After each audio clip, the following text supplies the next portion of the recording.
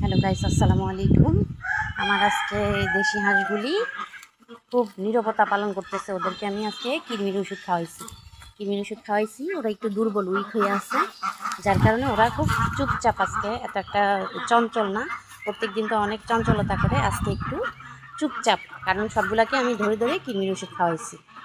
এই দেখেন, কৃমির ওষুধ খাওয়াই দিছি ধরে ধরে। কারণ হচ্ছে খাবারের সাথে দেই আর পানির সাথে দিই, যেটার সাথে দেই ওরা কেউ বেশি খায় কেউ কম খায়, দেখে আমি ধরে ধরে খাওয়াইছি। এই কারণে আজকে একটু দুর্বল আছে খাওয়ার মানে কৃমির ওষুধটা আমি খালি পেটে ধরে ধরে খাওয়াইছি, এবং কি 1 ঘন্টা পরে ওদেরকে খাবারটা দিছি। খাবার খাইছে, হালকা পাতলা খাবার খাইছে, একটু উইক। কালকে থেকে আবার ভিটামিনের কোর্স করাবো, তারপরে আজকে ঠিক হয়ে যাবে। একটু দুর্বল তো থাকবে, কৃমির ডোজ করাইছি যেহেতু, এই কারণে একটু দুর্বল।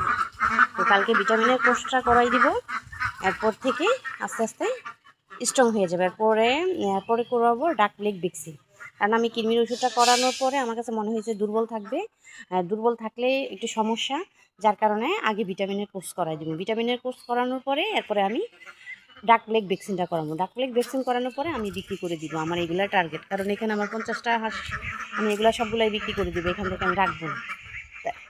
মাশাআল্লাহ, আমার হাঁসগুলোর একটারও কিছু হয়েছে না। দোয়া করবেন যাতে আমার হাঁসগুলো খুব সুন্দরভাবে সেল করতে পারি, বিক্রি করতে পারি।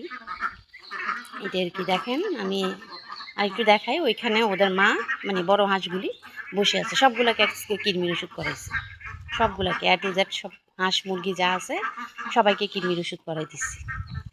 এই আর কি।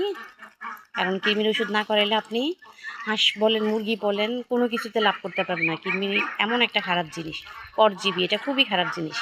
আপনি হাঁস মুরগিকে বাধ্যতামূলক 2 মাস অন্তর অন্তর কৃমির ওষুধ করাবেন, দেখবেন আপনার হাঁস মুরগি সুন্দর থাকবে, ভালো থাকবে, সুস্থ থাকবে, ভালো ডিম দিবে।